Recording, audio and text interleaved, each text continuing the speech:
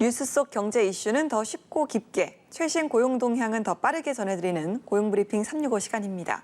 김장현 기자와 함께합니다. 어서 오세요. 안녕하세요. 네, 오늘 어떤 이슈가 있을까요? 네, 취직하기 요즘 참 쉽지가 않죠. 길어지는 불안과 고금리 그리고 고환율 등 대내외 경제 불확실성으로 인해 올해 하반기 취업 시장이 지난해보다 더 어렵다는 전망이 계속 나옵니다. 지난달 고용시장 통계 역시 청년층 고용률이 계속해서 하락세인데요. 첫 번째 이슈픽에서 짚어보겠습니다. 네, 이전처럼 취업자 수는 전반적으로 늘어나는데 청년층만 감소를 좀 한 걸까요? 네, 취업자 수가 이제 전체적으로 1년 전보다 26만 8천 명이 늘어났고요. 특히 이제 실업자 수는 통계 작성을 시작하고 사상 처음으로 60만 명 아래로 떨어졌습니다. 이렇게 봐보면 고용시장이 양호해 보이는데요. 청년층만 따로 분리해 본다면 그렇지 못한 게 현실입니다. 예. 청년층은 10달째 취업자가 줄었는데요. 네, 문제는 취업도, 실업도 아닌 아예 경제활동을 하지 않는 청년들이 늘어나고 있다는 점입니다. 예. 야, 이미 지난달까지도 가파르게 증가했는데 좀처럼 꺾이지를 않고 있습니다. 어느 정도의 상황일까요? 네, 지난달에 이제 그냥 쉬었다 이렇게 답한 15세에서 29세 청년층이 모두 이제 40만 4천 명입니다. 지난 3월 이후로 5달 연속 그리고 지난해와 비교해 또 증가하는 상황인데요. 정년퇴직, 은퇴 등으로 경제활동을 마무리하는 경우가 많은 60세 이상보다 증가세가 가파르다는 것은 좀 심각하게 봐야 할 지점인 것 같습니다. 그냥 쉬었다는 60세 이상 인구는 지난해 같은 달과 비교했을 때 16,000명이 증가했는데요. 청년층은 2만 3천 명이나 늘었기 때문입니다. 주목할 건 최근 30대도 마찬가지 현상이 나타나고 있다는 점입니다. 네. 그러니까 20대뿐만 아니라 30대까지도 늘어나는 추세다 이런 네. 말씀일까요? 네, 맞습니다. 지난달 이제 30대에서 이제 쉬었음 이런 인구가 3만 8천 명이 늘었는데요. 네. 전 연령층을 통틀어서 가장 많이 증가했다 합니다. 이렇다 보니 지난달 증가한 전체 쉬었음 인구 중 20대, 30대 비율만 80%에 달했을 정도입니다. 예, 자, 고질병으로 지적돼 왔죠. 청년층의 취업난 좀처럼 풀리지 않고 있다고 봐야 될까요? 네, 이제 정부에서는 이제 출산율과 이제 인구 구조 변화로 이제 청년 인구가 급감하면서 착시 현상이 있다고 설명합니다. 네. 청년층 인구가 1년 전보다 17만 2천 명이나 줄어들었다는 점에서 어느 정도 영향을 준 것으로 보이는데요.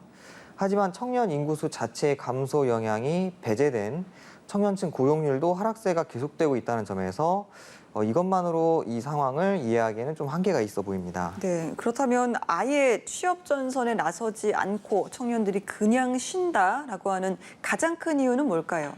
네, 한창 일할 시기에 뒤늦게 이제 쉰다 이걸 선택한 그 청년이 적지 않다는 건데 번아웃 때문이라는 분석이 나옵니다. 네. 오랜 취업 준비 과정에 지쳤고 취직해도 일자리가 생각보다 힘들고 다시 취업을 준비할 엄두가 나지 않아 아예 취업을 포기했다는 건데요. 무엇보다 청년층이 선호하는 좋은 일자리는 크게 줄어드는 추세인데요. 청년 10명 중 6명은 여전히 대기업이나 공공기관 위주의 일자리를 선호하는 것으로 나타났습니다. 네, 자, 대기업과 공공기관이 아니더라도 다른 곳으로 눈을 돌려서 취업해 보려는 청년들도 있지만요. 사실 번듯한 일자리를 갖는 게 사실 어려운 게 그런 현실이지 않습니까? 네, 이제 기업들이 갈수록 경력직을 선호하는 경향이 나타나면서 청년들이 이제 단기 일자리를 많이 찾고 있는데요. 실제 지난달 주 36시간 미만 단기 일자리가 131만 3천 명 정도 늘어났지만 36시간 이상 풀타임 일자리는 100만 명이 줄었다고 합니다. 예, 여러 정황들을 짚어보면 청년들의 한숨이 더 깊어질 수밖에 없는 상황입니다. 정부의 대책은 나왔습니까? 네, 정부도 이런 상황을 예의주시하고 있습니다. 구직 활동에 뛰어드는 청년들이 줄게 되면 시장의 활력이 떨어지고 결국에는 고용률에 악영향을 미치기 때문인데요. 그래서 정부는 지난달 청년층 취업생 인구가 늘어나는 원인을 구체적으로 파악하기 위해 연구 용역에 착수했습니다. 그뿐만 아니라 올 하반기 대기업 신규 채용 계획과 규모가 줄어 그리고 청년 취업자 수 증가의 제약 요인으로 작용하고 있는 만큼 다양한 대책도 내놓고 있는 상황입니다. 네, 그 대책이 이제 청년들을 고용시장으로 되돌아오게 만들 만한 그런 대책이어야 될 텐데 어떤 것들이 있을까요? 네, 내년부터 이제 공급이 좀 부족한 업종에 취업한 그러니까 인력 공급이 부족한 이런 업종에 취업한 청년에게 최대 200만 원을 지원하는 빈 일자리 청년 취업 지원금을 신설하기로 했고요. 일하지 않고 일할 의지도 없는 청년 무직자, 이른바 니트족을 막기 위한 선제적 지원책이라고 합니다. 네. 이런 게.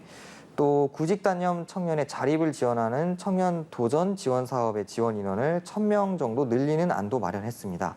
또 다음 달에는 추가 지원책을 연이어 내놓기로 했습니다. 네. 자, 경기 침체가 이어지면서 취업 전선에 뛰어들어야 할 청년들의 걱정이 이만저만이 아닙니다. 한숨이 더 깊어지지 않도록 정부의 맞춤형 지원책 효과를 기대해 보겠습니다. 자, 두 번째 이슈픽 주제는 어떤 걸까요? 네, 취업문이 좁고 좁다 보니까 그 신입 구직자들의 나이가 점점 많아지는 추세입니다. 그렇다면 신입사원으로 입사할 수 있는 그 나이 마지노선은 어느 정도일까요? 두 번째 이슈픽에서 짚어봅니다. 네, 원하든 원치 않듯 공백기가 길어지면서 신입 구직자들에게 적정 나이라는 게 있을까 이런 생각도 들더라고요. 네, 한 취업 플랫폼에서 그 회원들을 대상으로 적정 나이를 조사했는데요. 신입사원의 적정 나이에 대해서 남자는 평균 29.4세, 여자는 27.6세였다고 답했는데요. 지난해보다 남녀 모두 1.1세가 많아졌습니다. 신입사원 나이 마지노선 조사 결과 남자는 평균 33.5세, 여자는 평균 31.6세로 나타났습니다. 그러니까 과거보다는 이런 신입사원 나이에 대한 인식이 좀 바뀐 것 같아요. 나이가 좀 올라간 것 같거든요. 예, 그 매년 조사를 하고 있는데요. 계속해서 한 1.6세 정도 상승하는 추세가 있다고 합니다. 취업이 어렵다 보니 신입사원의 나이에 대한 사회적 인식도 괴를 같이 하고 있는 건데요. 경기 침체로 인한 채용 감소가 계속되고 있고 또 이직이 잦아지면서 이른바 중고 신입이 늘고 있기 때문이라고 합니다. 실제로 대학 졸업 이후 첫 직장에 취업하기까지의 기간도 계속해서 늘고 있다고 합니다. 네, 회사의 문화도 좀 달라진 것 같습니다. 예전에는 후배 사원이 자신보다 나이가 많으면 부담스러워하는 그런 일도 있었는데요. 이제는 이런 부분을 신경 쓰는 분들이 많지 않은 것 같더라고요. 네, 그 말씀하신 것처럼 그런 현상이 나타나고 있죠. 그래서인지 이번 조사에서 이제 회사 차원에서 신입 그 사원의 나이 마지노선을 두는 방침에 대해서는 응답자 10명 중 7명이 불필요하다고 밝혔습니다. 그런데 조금 이제 모순적인 거는 지원자의 나이가 합격에 영향을 준다 이렇게 생각하는 질문에는 75%가 영향이 크다고도 답을 했는데요. 나이 제한을 둬서는 안 된다고 생각하지만 나이 제한은 또 엄연한 현실이라는 인식도 강하게 보이는 것으로 보입니다. 네, 이렇게 신입사원의 나이가 계속 높아진다는 건 그만큼 첫 취업까지 쉽지 않다는 현실을 보여주는 건데요. 여러분 회사의 신입사원은 몇 살입니까? 오늘도 김장현 기자와 함께했습니다. 고맙습니다. 감사합니다. 지금까지 고용브리핑 365였습니다.